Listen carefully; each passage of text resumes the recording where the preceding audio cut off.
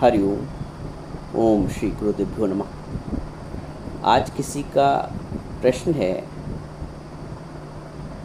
कि मन में अतृप्ति क्यों रहती है, संतुष्टि की अनुभूति क्यों नहीं हो पाती है।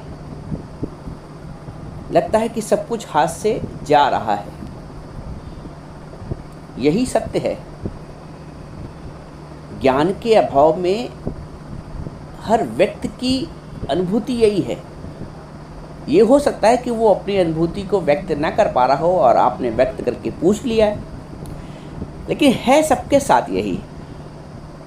संपूर्ण जीवन के अंत में यदि आप किसी व्यक्ति से पूछें उसका अनुभव कि अम्मा तुम तृप्त हो, बाबूजी आप तृप्त हैं, संतुष्ट हैं अपने जीवन से, यदि जरा से भी प्रज्ञा जागृत होगी, उसकी विवेक जागृत हुआ होगा, तो कहेगा प्राप्त तो मुझे सब कुछ हुआ जीवन में, लेकिन उन प्राप्तियों के पश्चात भी तृप्ति नहीं हुई। ये उसका अनुभव हुआ यदि विवेक जागृत है थोड़ा बहुत। कारण क्या है? बहुत गहरा कारण है। अतृप्ति का कारण क्या है? असंतुष्टि का कारण क्या है? आप जानते हैं? इसको ऐसे समझिए,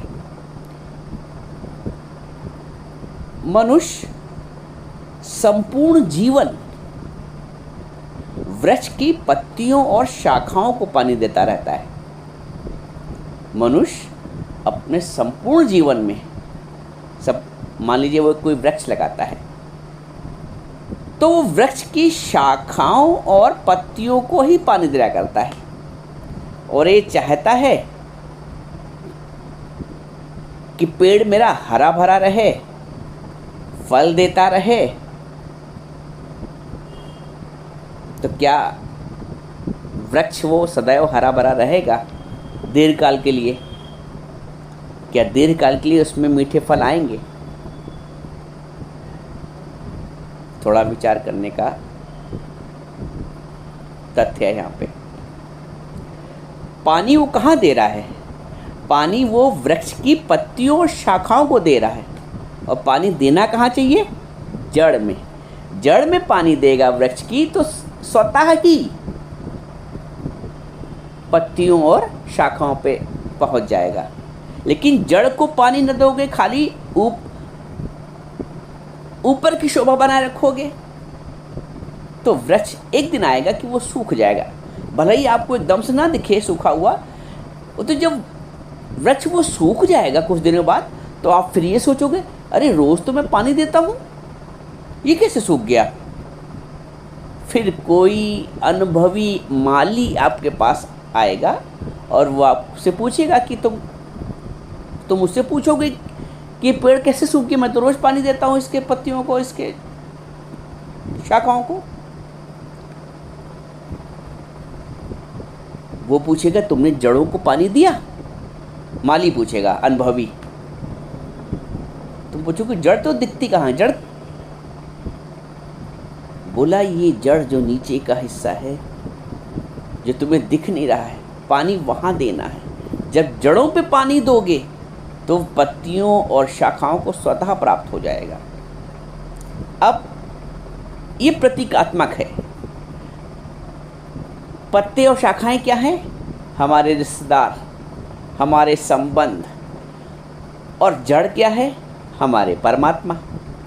हम जीवन भर संबंधों को, रिश्तों को बनाने में लगे रहते हैं, उनको पानी देने में लगे रहते हैं, और परमात्मा को किनारे कर देते हैं। कब याद करते हैं? जब अंत समय आता है, तब कहते हैं राम का नाम सत्य है, गीता पढ़नी चाहिए। तब तो कान इस योग्य नहीं है, तब तो बुद्धि इस योग्य नहीं रह जाएगी। जीवन भर हमने पत्तियों और शाखाओं को पानी दिया, हमने सबको खुश करने की सोची, सारे संबंध निभाने की सोची, सारे रिश्तों को खूब भली भांति सब मेरे से राजी रहें। एक समय आता है कि कोई संतुष्ट नहीं होता है, कोई राजी नहीं होता है। तुम जिसको जितना मनाने का प्रयास करते हो वो तुमसे उतना ही रूठा रहता है, और जिसको मनाना चाहिए था, जिसको मनाना चाहिए था उसको पीछे छोड़ दिया, उसके साथ औपचारिकता हो गई। सुबह शाम घंटी बजा दी, अगरबत्ती लगा दी, भोग लगा दिया, बस इतनी देर, और सारा जीवन कहाँ दे दिया?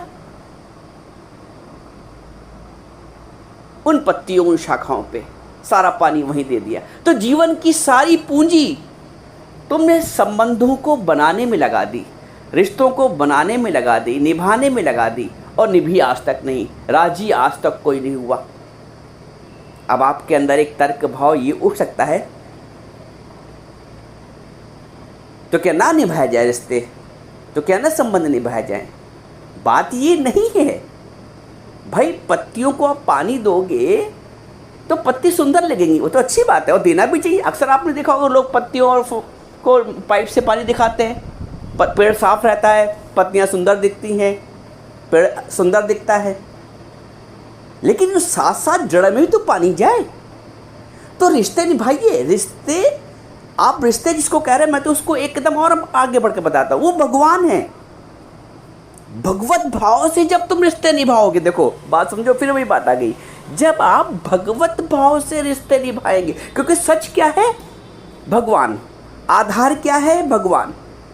जिस पर्दे पे पिक्चर चल रही है, तो आपने पिक्चर तो देख ली, लेकिन जो पर्दा वो छुपा रहा, जबकि पर्दे के आधार पे सारी पिक्चर आपने देखी सिनेमा हॉल में।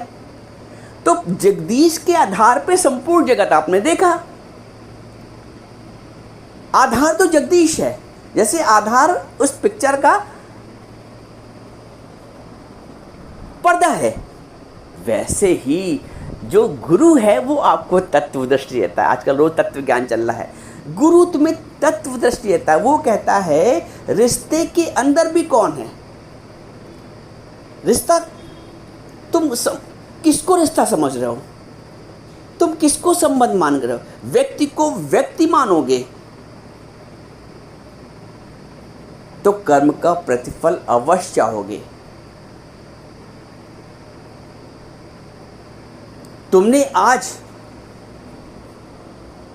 किसी की साड़ी तहा के रख दी, अगली बार तुम सोचोगे कि मैं नहीं थी तो इसने मेरी साड़ी तहा के नहीं रखी, स्वतः हो जाएगा। प्रतिफल चाहोगे आप। आज कोई बीमार हुआ अड़ोसी पड़ोसी, तुम लाके अपनी गाड़ी में उसको दिखाया है। कल अगर तुम्हारे साथ ऐसी कोई समस्या होगी तो तुम चाहोगे अगला भी दे, अगला भी दौड़ के आए, और अगला जब नहीं आएगा मान लो किसी कारणवश, तो तुम्हें फिर दुख की अनुभूति होगी। क्योंकि प्रतिफल, रिटर्न भी क्यों चाहा? क्योंकि व्यक्ति का भाव था, संबंध का भाव था, पड़ोसी का भाव था। गुरु कहता है कि भगवत भाव रखो। अब आप जब भगवान को लड्डू सुबह खिलाते हो, प्रसाद भोग लगाते हो, तो क्या भगवान से उम्मीद करते हो कि भगवान भी हमको खिलाए? नहीं, वो आप मान के चलते हो भगवत भाव है ना। भगवान से फिर उम्मीद करते हो कि वो भी हमको खिलाए जब हम। वैसे ही जब आप भगवत भाव से कर्म करेंगे, किसी को रोटी बना के खिला रहे हैं और आपने बहू को 2 रोटी सेक दी, मन में गुमान अंदर आया, नहीं भी बोला कि देखो मैं तो बड़ी होने के नाते भी मैं उसके साथ कर देती हूँ। अगले ने कभी नहीं पूछा, नहीं किया, नहीं बना के दिया, तो तुम्हारा कर्म था उसके प्रति सत्कर्म, जिससे तुमने सद्भाव से किया कि तुमने उसको बना खिलाया। लेकिन जब उसके तरफ से मान लो किसी कारणवश नहीं प्रतिफल वैसा दिया गया, तो तुम्हें दुख की अनुभूति अवश्य होगी। क्योंकि तुम में कर्तापन था कि मैंने जब उसको बना के खिलाया तो आज वो भी तो कर सकते थे मेरे साथ ऐसा, उसने नहीं किया। क्योंकि कर्म का कर्तापन है और भगवत भाव नहीं है। सत्संग में तुम्हें भगवत भाव मिलता है और कर्म का कर्तापन जड़ से समाप्त किया जाता है। इसी को अष्टावक्र जी ने बहुत एक लाइन में बहुत सुंदरता से व्यक्त कहा है। भगवान अष्टावक्र जी ने कहा है जनक जी से कि ना अहम कर्ता इत विश्वास अमृत पीत्वा सुखी भवा। सुखी कौन है संसार में? जो ये समझता है कि मैं नहीं करता हूँ, जिसने इस विश्वास का अमृत पी लिया है, वही सुखी है।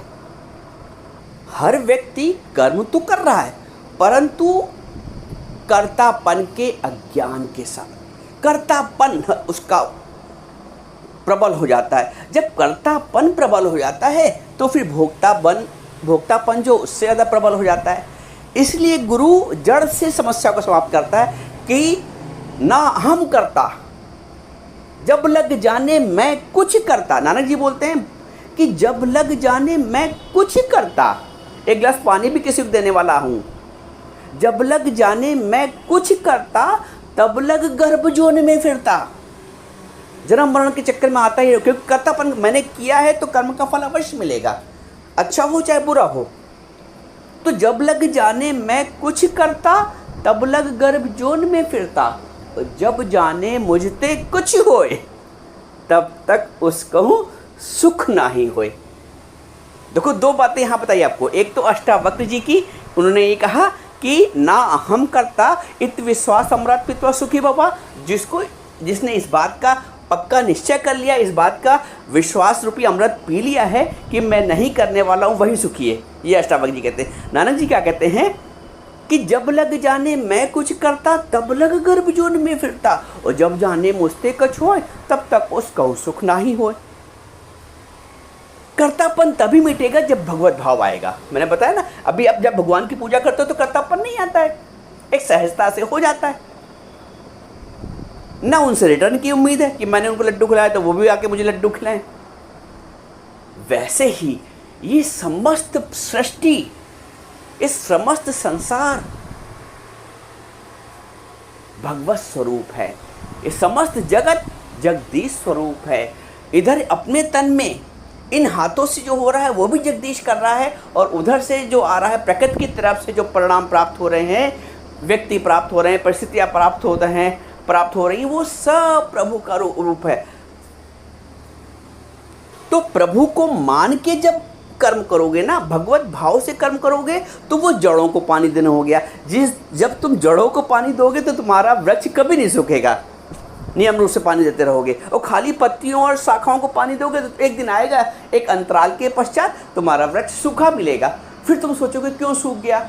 सूखा इसलिए कि तुमने अज्ञानवश जो दिख रहा है उसको खाली पानी दिया, जो नहीं दिख रही है जड़ उसको तुम बिसर गए। तो ऐसे ही जो अव्यक्त परमात्मा, तुमने व्यक्त के साथ तो कर्म किया,